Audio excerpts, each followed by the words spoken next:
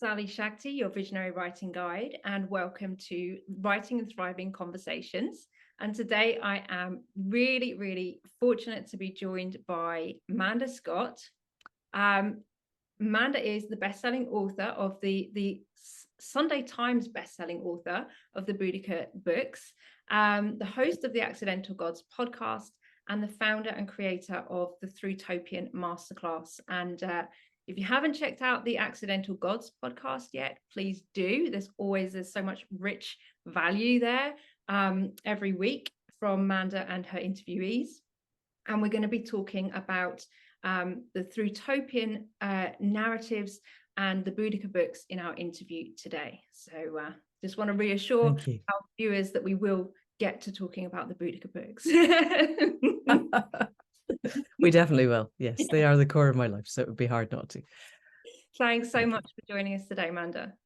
Thank you. Thank you for the invitation. It's an honor, really. It's lovely to see you this morning. Where are you based at the moment then? I'm nomadic, mostly based in the southwest of England, and currently staying in a beautiful Georgian house in Bristol. Right, not too far. Yeah. And fantastic. You are? About 2 hours north and slightly west of you, on the border between England and Wales. What's an area called the Marches, because the border lords used to march up and down, keeping the Welsh under control, which is just like, oh, it's so colonial. Yeah. As a Scot, I really resent that.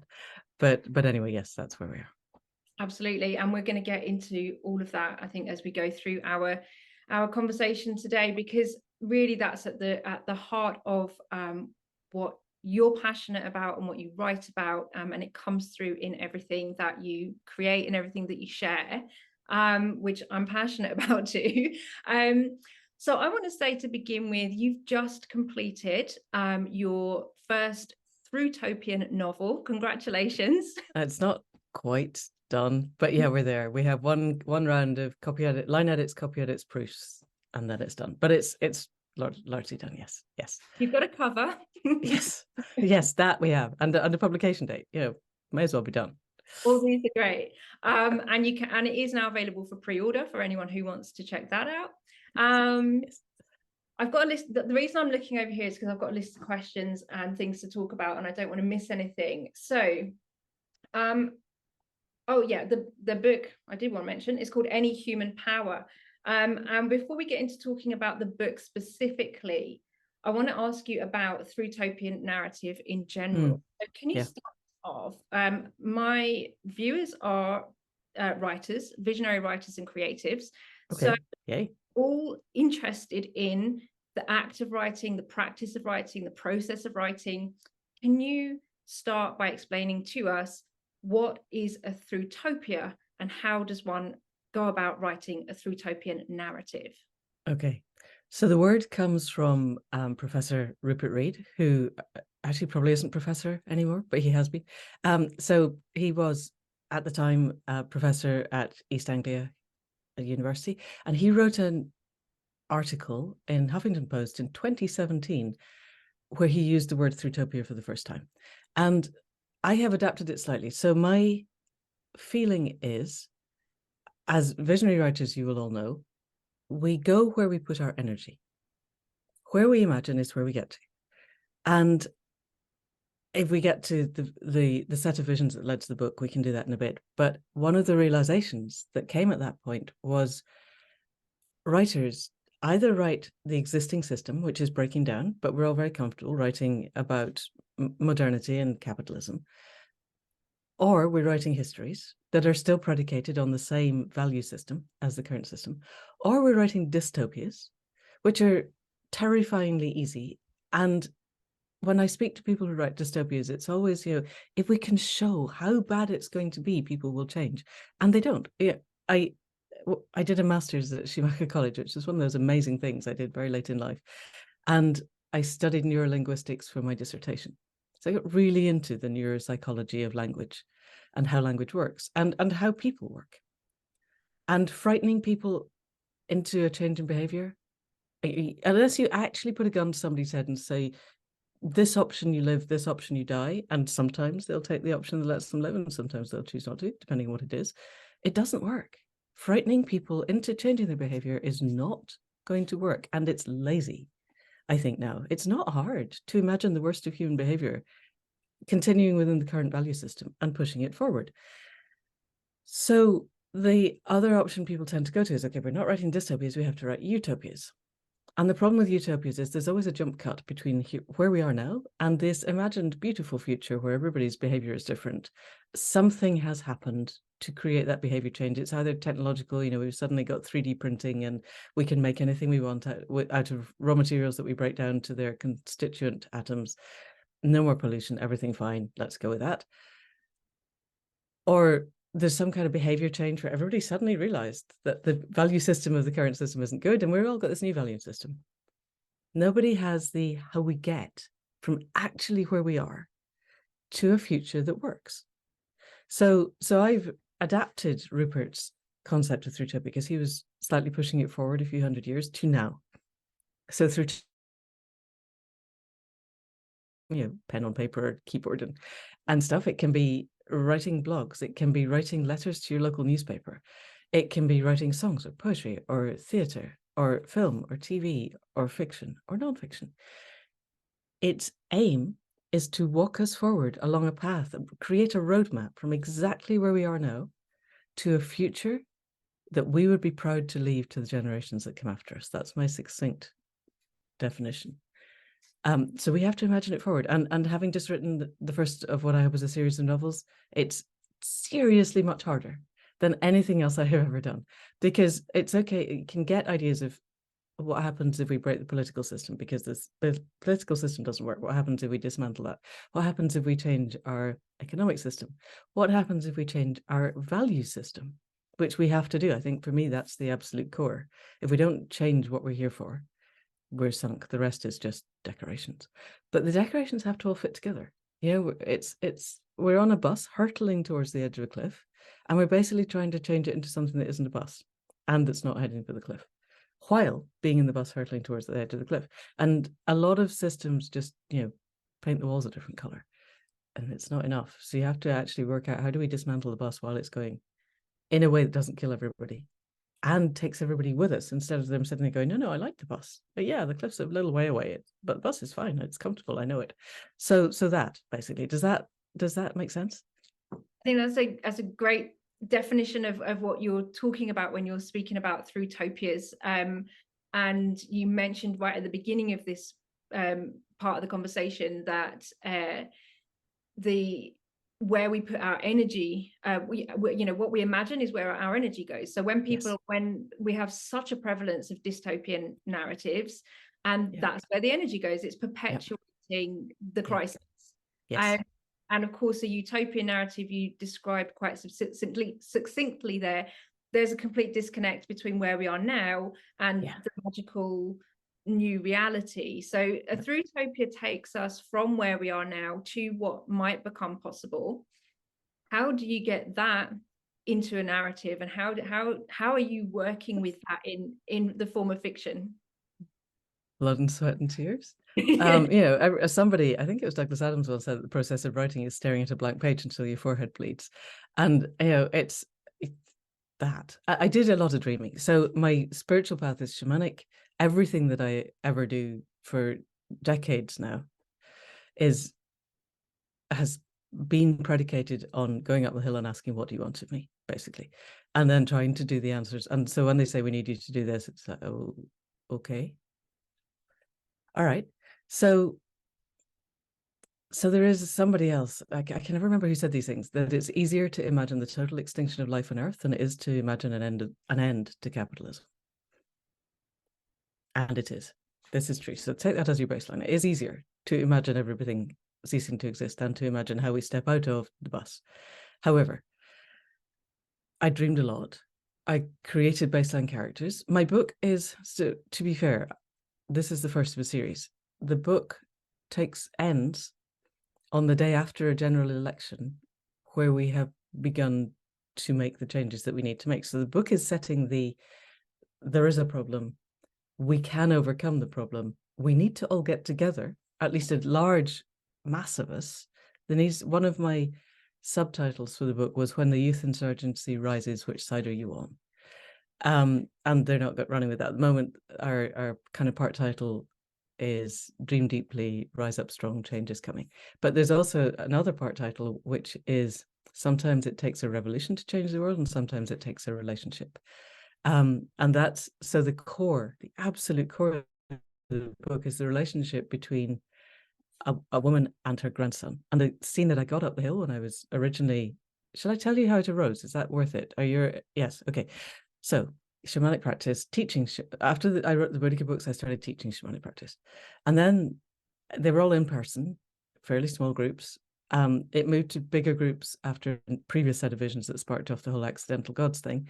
And then the pandemic hit, and we're teaching online suddenly. It's teaching stuff that I was fairly convinced you could not possibly teach except in person. And we had to, and we discovered you could do a lot of stuff. There was one course. I don't recommend people work with their ancestors until or unless they are really able to distinguish between those that come with your best interests at mind and those that are just basically trying to continue things that they were doing when they were alive. One of my very early teachers said, just because you die doesn't mean you get to be wise. And I've had that in a post-it on my computer all the way through this book, because I'm teaching this course, doing the drumming for the very intense dreaming that I thought everybody needed to be in the room for.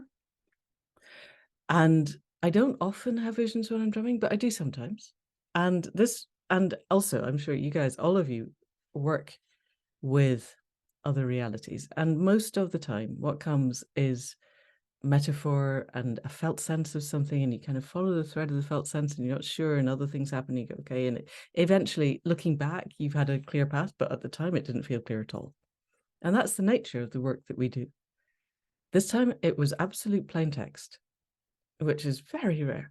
I had a 30,000-year-old fossilized horse's tooth that held one gate of the ancestor gate of my altar. I had to take that tooth. I had to get some horse skin that had been ethically, shamanically, basically prepared. That took me a month. That was the hard bit. Go up the hill. So I live on a small holding on the edge of a hill. And there's a very, very old laid hedge that was laid hundreds of years ago. So there's very thick now hawthorn trunks, horizontal. And then hawthorn trees growing up. But there's a tree with a bit, and I had to, on a particular bit of that, I had to bind the tooth onto that horizontal bit of hawthorn and sit with my back against it, exactly in a particular bit of my back, facing then southwest down the valley, in a particular frame of mind, at dusk for at least an hour every day. And that was it. Do that. Okay. If it's that clear, you don't, you work with this for a little time, you get plain text, you absolutely don't go why or complicated, you just go, okay, I'm doing that. But yeah, I still had to find ethically sourced horse skin. That took a while. And it was 21st of June. It was the summer solstice when the visions happened. And I was about to sit, I was becoming a homeopath. I thought I'm doing the podcast. That's, you record 1 week, you put it out the next week. Everything is in time. The speed, everything, we're in the double exponential curve now. And Daniel Schwarzenberger says often that the thing that's going to finish humanity is our incapacity to handle exponents. So, podcast, get it out, do it. And then do the accidental gods. And then what else could I do? And what had come was be a homeopath. So I was about to sit the veterinary homeopathic exam, because I used to be a vet. And then I was also training to be a human homeopath. So I had that exam at the end of July. It's like, guys, all I can do in the next month is study it. Trust me, I haven't sat an exam for 40 years. I need to do some work. And so, but I put out the word for it. I need some properly sourced horse skin, and it arrived the day I sat the exam. So okay, I had my exam time and I passed. Yay. I got 89%. 87, I think. Anyway, it was a pass. So I did bind the thing, sit, and it's all, by then that was the end of July. It was August by then. It's like, this is beautiful. I was watching the crows go to bed on the trees that line the river at the bottom of the valley. It was gorgeous. And I was thinking, come February, this is not probably going to be quite so much fun, but it'll be earlier. Dusk in August is quite late after my bedtime. And I just sat in that frame of mind, did exactly what I was told. And I started first day of August, 7th of August, a book arose. So, oh, I thought I'd stopped writing books. And I stayed on the hill and I did what I do, and I taught, and they went, no, you have to write this book. And the scene that I had was of an old woman, and she's lying in bed, and her grandson is at her side, and he says, "Can we go and watch the crows going to bed on the hill?" But actually what he means is, can we go home and play World of Warcraft? Because that's what they do. Normally he's in Scotland, she's in Suffolk, and that's their secret. Nobody knows, because hey, why would they? And she knows he's thinking that, but he says what he thinks she wants to hear, and she says, "No, I'm not coming home. I'm dying. You know this. There is no coming home happening now. This is it." And in the course of the ensuing conversation, he says, "You're the only one who gets me." He's living with her by then, and her partner. I don't want to live in a world with you not in it. And she realizes he's serious. And she says, "I don't know what happens next." Yes, it was my job to know that. She's an anthropologist. She studied death structures in shamanic cultures all her life. That actually, I don't really know. It's all belief systems. But if you really need me and you call, if it's possible, I will come. And they both feel the gods stop in their labors and go, that was a promise. And then she dies. And then the whole of the rest of the book is told from her perspective, where she's caught in the between the lands of life and the lands of death. And then her partner dies and goes on. And her partner's already, anyway, whatever. She can't move on because she's bound by this promise. And then her first kind of set of instruction with the crow that sat outside the window and teaches her is how to go into the void, split the timelines, see all the ones where he does kill himself, and then you never see the one where you have agency, but you're here, so you have agencies, so now you have to do something, but I can't tell you what. And obviously he doesn't kill himself, otherwise it would be a very short book. But the other thing that I saw on the hill was, and then later, events that I didn't know at that point, events happen, and she goes into the void again, and she splits the timelines, and she sees all the ones where humanity crashes and burns, but she's there, so there's agency. How can she, with her very limited capacity that she's found in that first night to influence the living, she can't pick up pen. I mean, she's in his room trying to pick up a pen and write him a message going, "I'm here, it's okay," and she can't. But what can she do? So, what could she do? That's part of my discovery. What happens when she splits all the timelines, sees all the ones where humanity is just the appalling ways humanity can destroy itself, all the dystopias, she sees them all in one go. Okay, there's another line, and now there's a movement growing around events that have happened with the family. How can she help to guide that movement to the decent future, that she does get a glimpse of how things get a future where 7 generations down the line, they're looking back at us and saying, yes, they left it way too late. And they made a lot of bad decisions. But when it really mattered, when the chips were down, they got themselves together. They worked out how to create a future where all life thrives on the planet, and they went for it. And we are here, and we have a life that's worth living because they did that. So that's the essence of the book. And those were the things that I knew. The first scene, the concept of splitting the timelines, the concept of having agency, the concept of splitting the timelines more than once. Go. And then I said, "So do I need to keep coming up the hill?" No, you need to write the book. I go, "Yes, I can write the book." "Do I need to keep coming up the hill?" No, you don't need to do that. You can if you want, but you don't need to. So I do, because it's lovely, but not in February. So that was, I started writing on the 9th of August 2021, and it will be published, hopefully, provided the fuckers don't call a general election. Sorry, did I just create a bleep in your system? Provided the extremely bad people currently running our country don't call an election in May, in which case we'll have to defer it, because nobody is going to want to read what is an intensely political thriller because it says the system is broken and this is how we're going to make a new system. Along with all the dreaming, it's really filled with Lan in the between and moving between, and the help that she gets and how she helps to help the living. And the mistakes that she made, because just because you die doesn't mean you get to be wise. She's not wise when she dies. She's still Lan. She's not that wise when we get to the end, but she's wiser. And how does that all unfold? So it's a very dreaming-led book. It's led by my own dreaming. The dreaming is all the way through it. But so are the essential requirements for social, cultural, political, economic, everything change that might get us through the meta crisis. That's me stopped. I'm sorry, I talked forever. That was amazing. Thank you, Manda. Yeah, you deserve a drink after that. I think, your I want to go in so many directions from here. I want to split the timeline and have all the conversations. Okay, that's fine. I'm not in any hurry. But you have limits on how much people will listen to. So I want to start by just putting in there, because I don't know if we'll really follow this thread, but just putting in there that you mentioned agency. For me also, that is the driver of what shifts us into a new reality. Yes.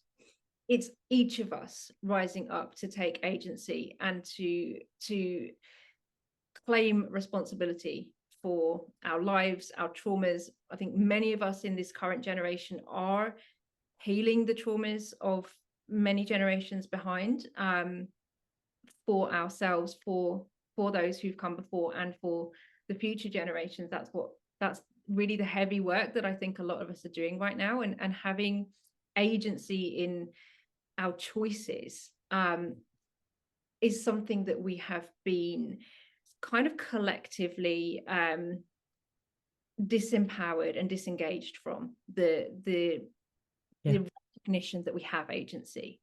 Yep. The system is designed to make you think you haven't. Yes. And it does it very well. It's very good at what it does. That's how we are where we are. And so remembering is so important. And there's so many ways I want to go with that. So I want to just start again by dropping in that I was really interested and excited to see that you're publishing with September Publishing, which many of our viewers will probably recognize. Sorry, as being the publishers of books like Haggitude and The Enchanted Life, and If Women Rose Rooted by Sharon Blackie. So I was kind of I'd felt like I thought your book would be super political, and I was pleased to know that there's still this element of dreaming and myth. Yeah, of course. Magic. Yes, totally. Because how not? I mean, yes, obviously I could write one that wasn't, but it wouldn't be what I wouldn't enjoy the writing. And I also think, I really think that in terms of grasping our agency, reconnecting with our birthright as fully connected with the web of life is an essential part of that. I don't think, this idea that we get through just with our heads, cut ourselves off here. The reason we are here is because we cut ourselves off here. And this idea that humanity will somehow generate all the answers when we haven't before is the ultimate triumph of hope over experience. And so for me, what we have to do is reconnect with the web of life and ask, what do you want of me? And stop asking the stupid questions like why, or where is that going to lead? And just do what we're told to do, provided what we're hearing is authentic. And I think for me, the big work of our generation is to stop listening to our own projections and fears and stuff, and actually listen authentically. And our ancestors, not that many generations ago, knew how to do that. Yeah.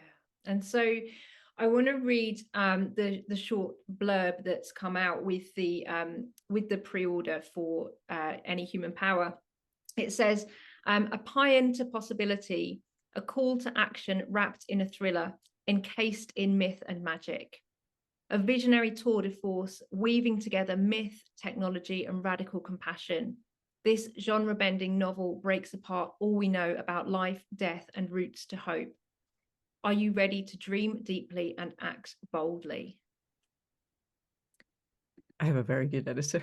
I think, what we've just spoken about, this remembering, you called it our birthright, and I absolutely agree with you.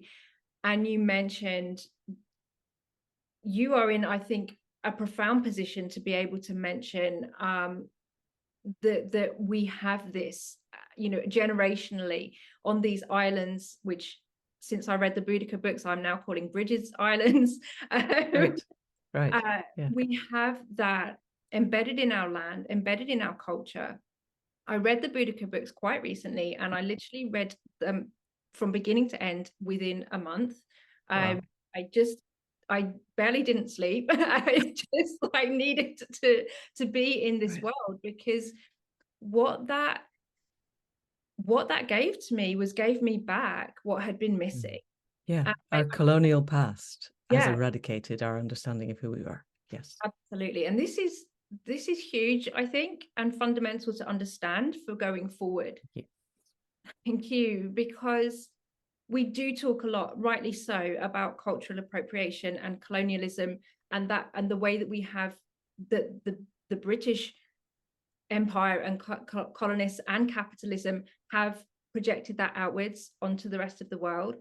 But I think there is a massive piece missing, where we have forgotten, because it was so long ago, the colonial violence that erased our indigenous culture and our indigenous spirituality on these lands. And the Boudica books gave me that back in a very profound way. So thank you. And I would love for you to share, and you've talked about how the dreaming and your guides are so present in the way that you write, and especially in the way that they kind of give you the instructions of what to do next. And I know that didn't always come easily to you. And when you started the Boudica books, you have a great story about that. Okay, yes. I think this is also something that's really important to say, is it never comes easy. Yeah, I think we live in a Disney culture where everybody snaps their fingers and miracles happen. And you snap your fingers and Amazon delivers whatever you want before you knew you wanted it. But spirituality is not like that. So I think for your listeners, understanding that however long you've been doing this, the work is still the work. It's joyful work, and I love it, but it's never, visions like the one that started Thrutopian book, very, very rare. And even then, you're told what to do, you're not told how to do it. Every day, asking for help with that was an essential part of the process. So the Boudica books were so it was the turn of the millennium. And I was a very different person. I was still working as a vet. I had started writing, again, pushed, what do you want me to do? I want you to write books, really? But I'm anesthetizing horses most days. Okay, but you've got time. Sure I have. Okay. So I wrote crime thrillers partly because that's what came. And I wasn't worried then about breaking the business as usual mold. It hadn't occurred to me that was useful, except I was beginning to do the shamanic work, obviously, because that's what led to the writing. And so I was living that kind of vet school, sciencey, shamanic double life. And I was walking, I had lurchers at that point. I can send you a picture. I had 2 lurchers. And we all know what a lurcher is. Tell me we all know what a lurcher is. That's good. The Americans never know what a lurcher is. So if you've got American listeners, a lurcher is a cross between a running dog, usually a greyhound or a whippet, and a herding dog. And one was a beardy whippet and one was a beardy border greyhound. So fast and shaggy. And one of them was the one that could actually catch hares. The other one, not a chance. And she didn't very often, but this time she brought a hare back. I was walking along thinking about the next book in what was then a crime thriller series. I'd just written something called No Good Deed. God, I can't remember my own books. No Good Deed, which was winning, or at least being shortlisted for prizes and doing quite well. And my publishers were very happy. And I was thinking about its sequel, which is a book called Absolution, which I have now written, but nobody wants it because it's not what I'm writing now. I will self-publish at some point. And Inca went off and came back carrying a hare. And most of the time, I'm pretty okay with the hunter-hunted cycle. If she got a hare, fundamentally that was up to her. But this one, she brought it back to me, and it was a lactating hare. And that was devastating, because hares are sacred. Hares are absolutely sacred, certainly to me, to the gods of this land, to the gods that I work with. Hares are a big symbol.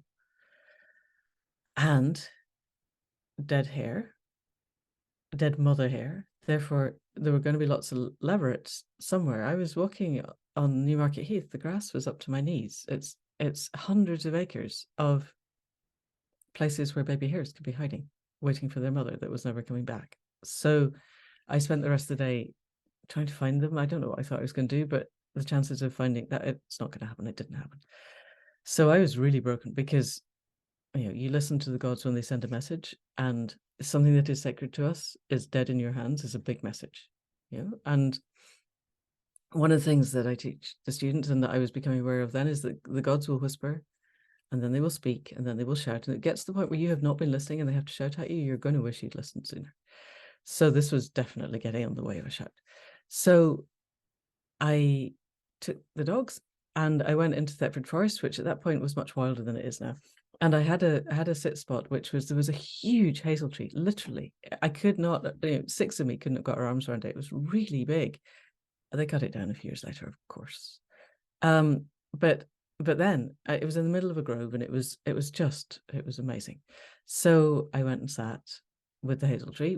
The question was, what do you want me to do? Because it's clearly not what I was thinking. I had been thinking about this book. I'd been plotting it. I'd been working on the structure.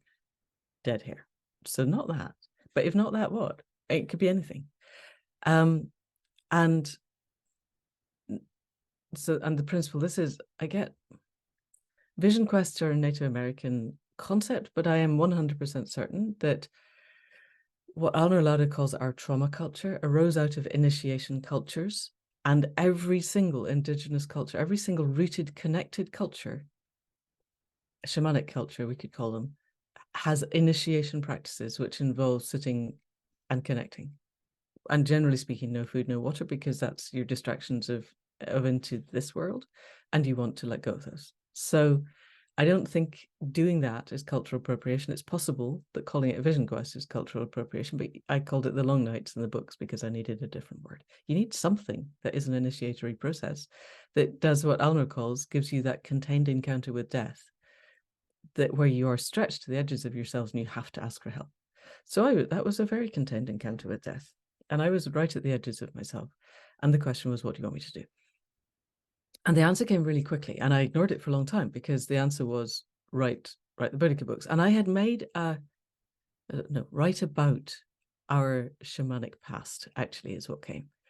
And I had made a commitment to do that in ceremony years before, but it was always going to be when I was a good enough writer, and being a good enough writer is always at least a dozen books away. It's definitely not now, wherever now is.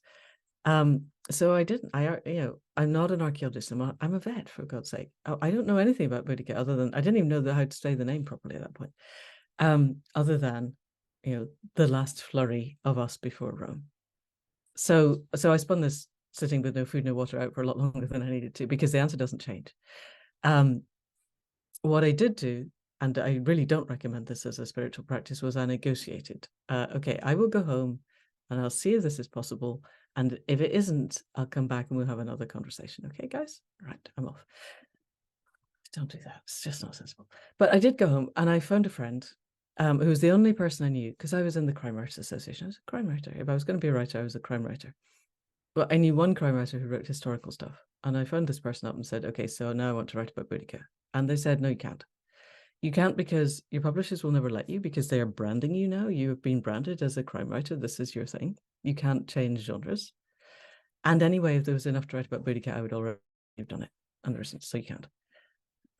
Well, I had made a promise under the tree. So you don't get to not do that. So then I phoned my agent, who, glorious, not the agent I have now, but she was amazing at that point. And she said, if it's what you do, it's what you have to do. And I'm, yeah, but we just got an advance for the novel that I was thinking about. And she went, well, yeah, we have to pay it back. We have to pay it back. And no, you don't understand. I've spent it. I have no income at the moment. I'd gone part-time, which pays nothing. Veterinary part-time work then and probably now pays less than the minimum wage, and quite a lot less than the minimum wage. I have a mortgage. So I had just enough money to survive for the next month, and then I was going to have to go back writing full-time. So, okay, I will see if I can do this. So I lived in Newmarket, which is next to Cambridge, which is a copyright library. It's got everything ever published. And quite quickly, I discovered there's more on Roman military history than the whole of the veterinary anesthesia section by quite a large margin.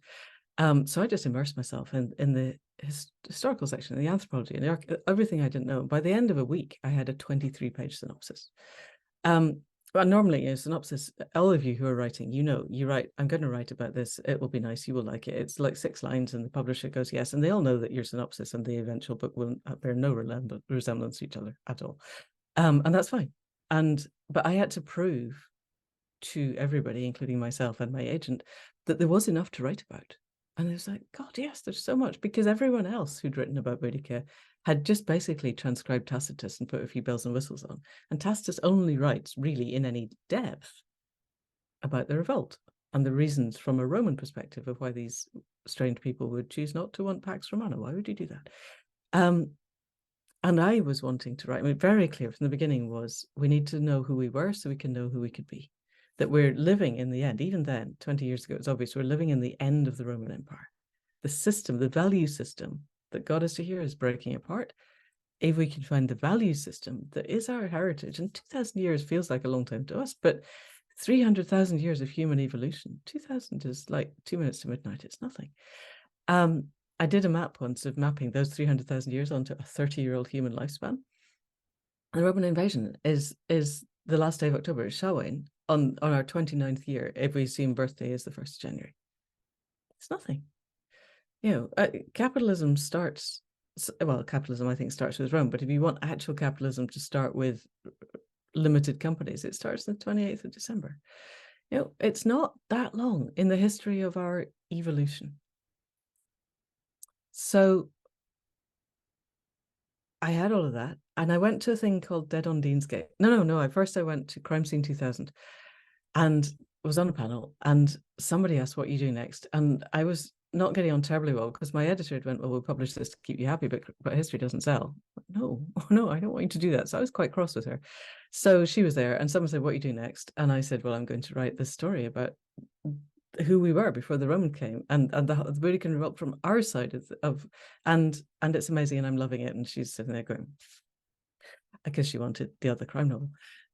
But you know, so do you. I'm doing this because I have to. And money kept trickling in, so that 2 months later, September, so that was in June, September, I just had enough money.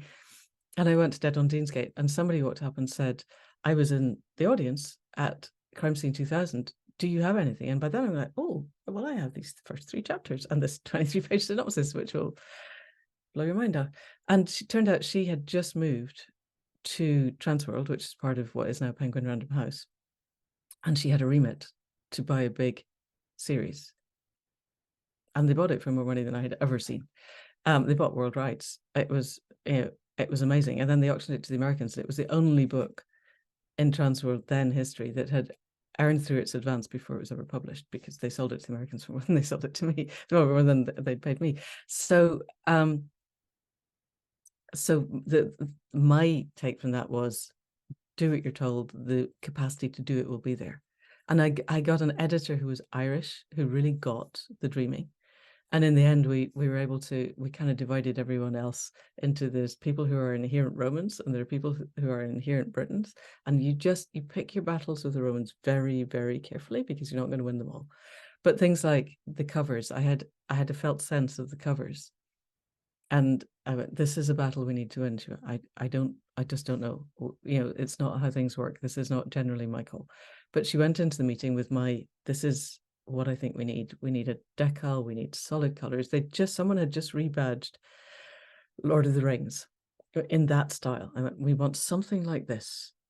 And she went, and the guy who was at that point head of the design group said, oh, well, actually, he had designed those covers for another publisher, and he'd just been taken on by Transworld. He went, yeah, I designed those covers. I could do this for you.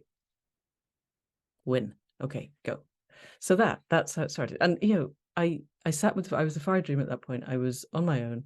I sat with the fire every evening. I took the dogs for a walk in Thetford Forest the following morning, and I wrote for the rest of the day. And I did that for 6 years, pretty much. My friends would occasionally phone me up and go, you have to come out. You're losing the capacity to talk to human beings. And I was in a completely different world.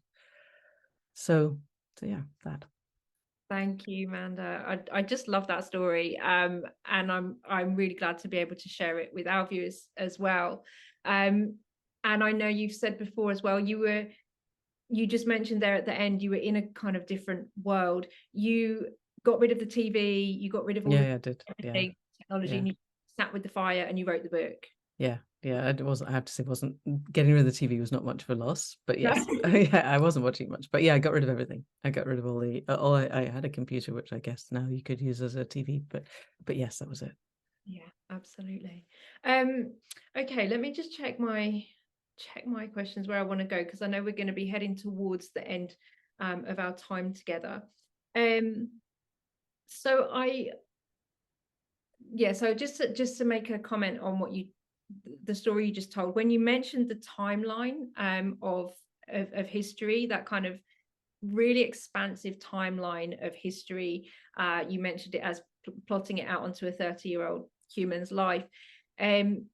That's something that I also got from the Boudica books, was like, it really, I think you only mentioned it a few times, but it really struck me that the ancient landscape, the sacred and ritual landscape on these islands, like the tumuli, the barrows, the long barrows, the stone circles, were already ancient, were already steeped in mystery by the time of by the time of Boudica, and then the subsequent Roman invasion.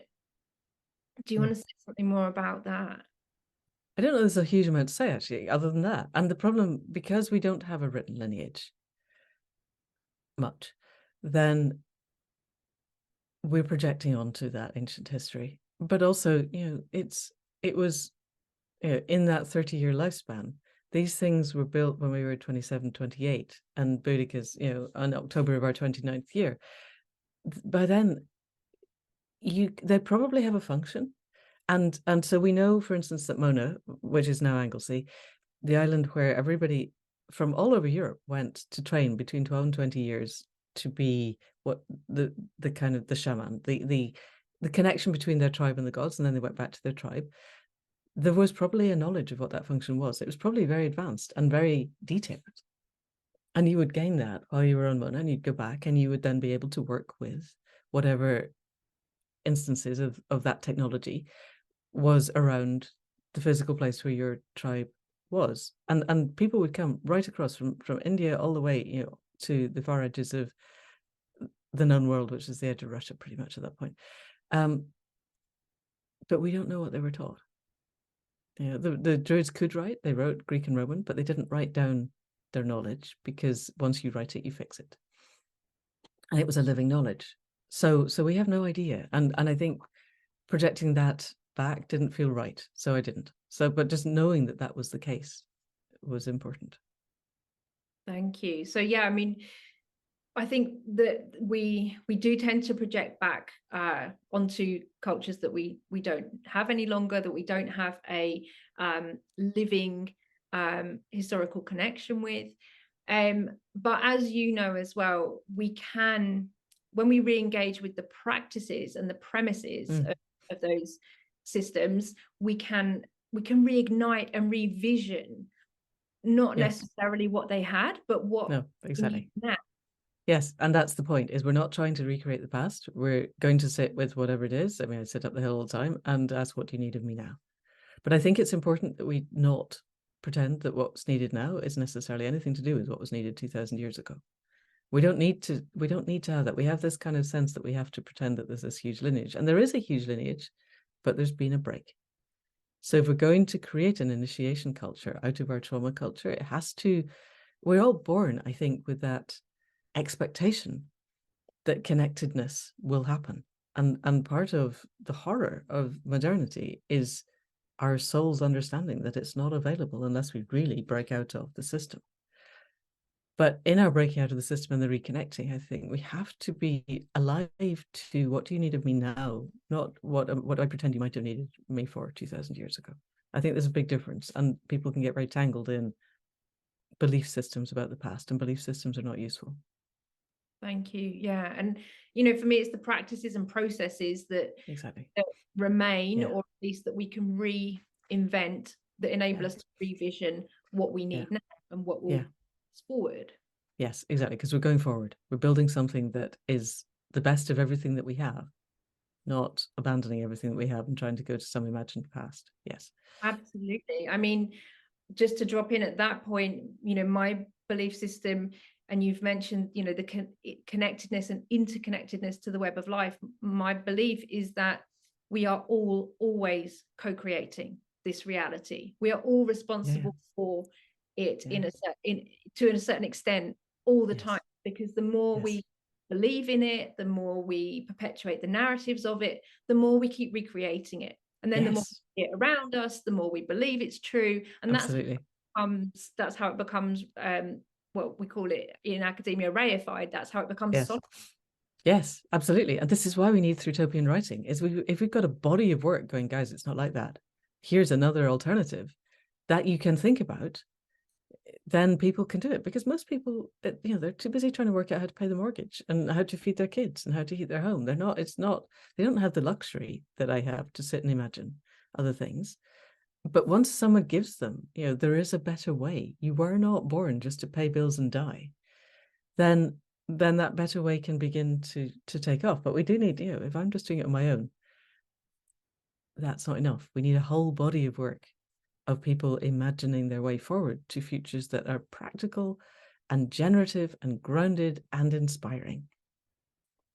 Or else cliff, bust. Yeah, so I think that takes us really into our last point, which is about narrative, or about writing and storytelling as an act of transformation, as a process, as part of that practice of having agency and being conscious or intentional co-creators of our current and future reality. Can you speak a little bit about that? I'm not sure I can. I think you just said it really well. And we've been saying it all along.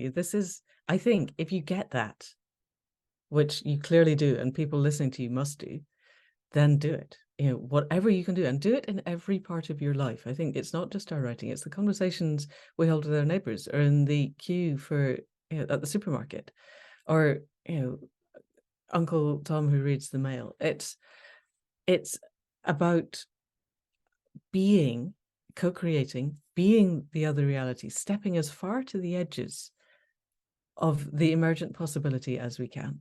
I don't know how much you talk about emergence into other realities, but emergence is a hysteresis curve. The very definition of emergence into a new system is that we cannot see the new system from the old system, or it wouldn't be a new system. It would just be an iteration of the old system. But in our stretching ourselves, what Indy Johar, who's just such an amazing thinker, calls interbecoming. You get to the emergent edge and you live it. And from that interbecoming at the emergent edge is the emergence. We can't predict it. It's not our job to predict it. It's our job to set the conditions. And the conditions are get to the edges of emergence. And there are so many people already doing this. This is why I do the podcast, is let's bring people who are at that emergent edge, whether they're building cars, or, as Indy Johar, creating autonomous houses, or creating new ways of educating, or Parents for the Future, holding experiments on what's the best way to hold the difficult conversations standing at the school gate. Do it with everything that you've got. Emerge into that new future. Stop writing business as usual. Stop writing the supposition that we are all here just to pay bills and die, and that the people who pay the best bills are the winners. That's got to go. So examining the current system, exploring what in it is so broken, and where are the cracks, and where can we emerge through. I'm getting really excited at the moment. I just read a book called, I'm going to hear, Blockchain Radicals, by a guy who runs the Blockchain Socialist podcast. And there's young people, most of them young white blokes, but it doesn't really matter. They are right at the emergent edge of what current technology can do, and they're using it to try to create a regenerative world. They are living that. And a lot of them are living it by being nomadic, and by grouping together, and by experimenting in what is it to build community again, because that's something that we've lost, is that there's Mickey Cashtan says that the current system wins by creating a sense of powerlessness and separation and scarcity, and that what we need is that agency, and to know that there is enough in the world. As long as we live in an enough world and not an abundant world, we don't need everything. We just need enough. And I think this, there are people who know that they can create that where we set our intention is where we go, who are busy setting an intention to have themselves a private jet. And that has to stop. If you can set your intention that clearly, you do not need a private jet. You just don't. You don't need the world in which a private jet is a thing. That makes me angrier than even, Braverman and the small boats and all that kind of bollocks. But you've got someone who can set their intent, and they're telling other people that what I deserve is a private jet. No, you don't. I'm sorry, you really, really don't. You need to set your intention on how do I ask the web of life what it needs of me, and then do it, and then exist at the emergent edge, and talk about it to the people, but find ways of talking about it that don't trigger people into their bunkers, because the bunkers are what's got us to here. Does that Yeah. help? Is that an answer to the question that you asked? It felt a bit of a rant. I didn't mean to rant, sorry. Bring that back is like, you mentioned that when you were writing and beginning to research and write the Boudica books, it was this, you basically had like enough money to last you the next month, and then some more would come, and then some more would come, and you got the advance for the book. And it does remind me of that. I think it's a Chinese proverb, leap and the net will appear. Right. Yes. And it's and then you're saying now, set the intention to ask the web of life, what do you need of me, and then do it. And we can know in that paradigm that everything that we need, the resources that we need to support us to do what is required of us, will be shown to us and provided to us, and they will show up out of wherever they need to show up out of, usually unexpectedly, because I probably will use the word abundant, but we do live in an abundant universe. We certainly live in a resourced universe and a world. Yes. We live in a resourced world, and one of the great fallacies of colonialism and capitalism has been to separate us from not only the web of life, but also the physical resources that we have available to us. Yes. Let's not get hung up on the semantics, but I think it's really important, because I have watched people that leap and then the net will appear. If you leap within the web of life, if you just set your head on, I'm just going to throw everything away, then sometimes that doesn't appear. That it's getting into that grounded, heart-connected sense where you've got the three pillars of the heart mind: the gratitude, the compassion for self and others, and the joyful curiosity are embedded in who you are. And you have that sense of connectedness. And in that, then it stops feeling so much like a leap. It still feels a bit like a leap. The empty-handed leap into the void still feels like an empty-handed leap into the void, but it feels like a connected leap into the void. And then, yes, you're right, because all of my friends who are vets were like, what are you doing? This is insane. You're giving up a really good career. I had a PhD lined up where I was going to do MRI work right at the beginning of MRI. I would have been the vet who did MRI. They're like, what are you doing? You're writing fiction? Are you kidding? And then all of my crime writing friends are going, you just wrote No Good Deed and you're doing something different. That wise? Are you sure? The word courageous comes up, and they mean stupid. But there is a felt sense of, it's okay. This is okay. This is all right to do. So I think that. But I think also we live in a world, part of the separation and powerlessness of our world is convincing us that stuff will heal the inner wounds. If I can just get the next car, the next holiday, the right relationship, the right house, the right job, the right something external, the wounding inside will go away. And it never does. We can look at Musk, who's got more money than most of the planet put together and is still extremely wounded, and very obviously. And it doesn't, you can have enough money that you could buy anything you want, literally, and the wounding does not go away. And I think having that as an obvious example is quite useful. At the points when I think, I really need a bigger, no, I don't. I just don't. It's doing fine. It might get a bit sludgy and slow at times, but that's okay. It's all right. So I think that it's hard. It's really hard, because we live in a system that is destroying everything. And yet, if you step completely outside the system, you have very little impact. So you can get lost in your head very quickly on the what's mine and what's part of the system. And I think letting go of having to figure that out and connecting to the web and going, what do you need me to do in this moment, cuts through an awful lot of the head stuff and the confusion. Yeah, thank you. And I think as well what you've described, this, you said about the courage and the stupidity of making these leaps. That is, to me, a contemporary equivalent of an initiation culture. Every time we cross one of Yeah. those thresholds or make that leap, because we've attuned to the web of life, and we've received that guidance, and we've said, yes, I'm going to do it, and it doesn't look like the next logical thing that people would expect us to do. It's not always about going and sitting in a long barrow for Yeah, that's true. 3 days and Yes. 3 nights. It's about taking that leap, Mm. and moving into the next phase of our initiation, so that we can again Yes. continue to be at the edge of what is wanting to come through and what is being born. Yes, absolutely. That's so accurate and so lovely. And I think one of the things that you get used to when you do that is the understanding that the boundaries of the world are never what you thought they were. And after the third or fourth time of everything falling away and going, oh, no, I don't know anything, then that becomes the new normal, as just give up thinking that you know where the boundaries are, because they're not. The only thing you can be sure of is they're not where you think they are.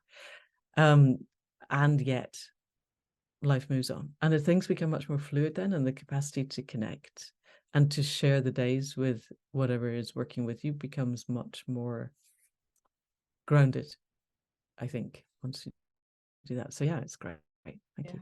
Absolutely. So to finish our conversation today, Manda, and I realized we could continue to talk for hours, but to wrap up our time, could you tell our viewers a little bit about the Thrutopian Masterclass, which I think is still open for enrollment, and let them know how they can join you on that?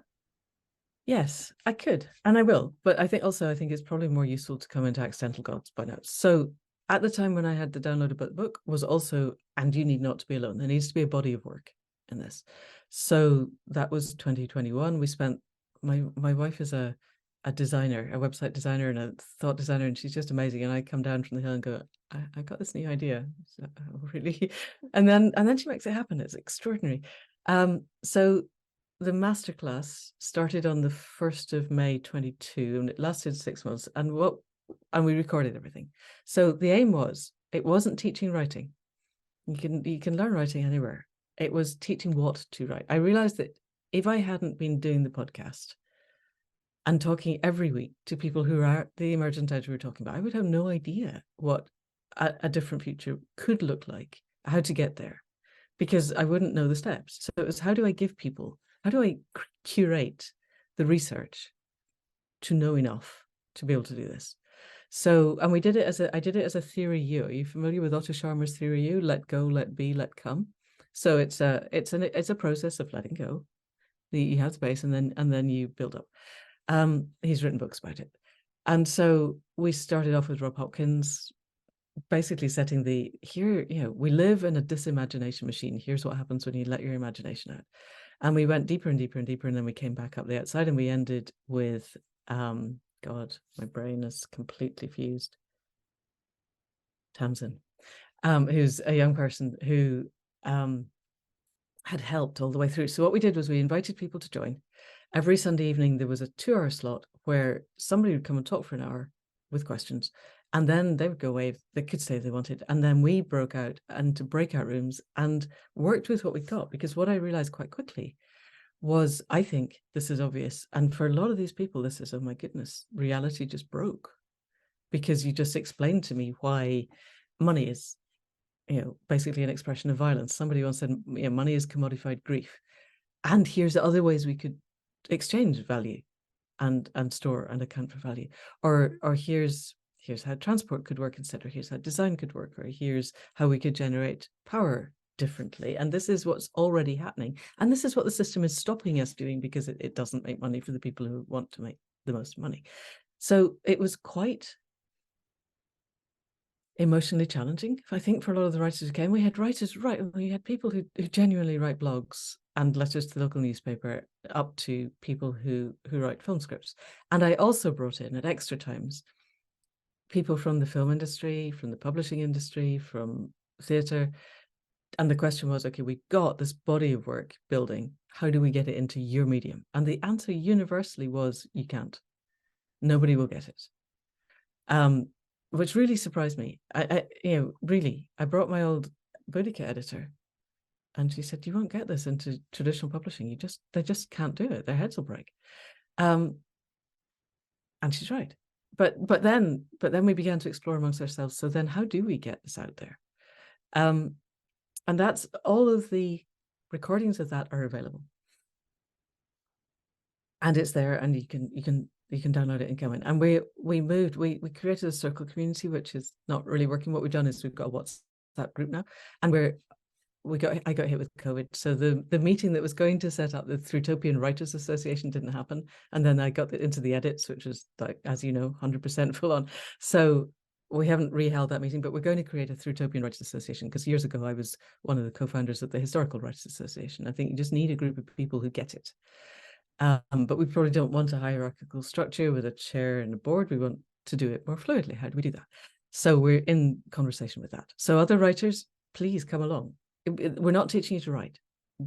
We're giving you the understanding of what you could write to begin to write Thrutopias.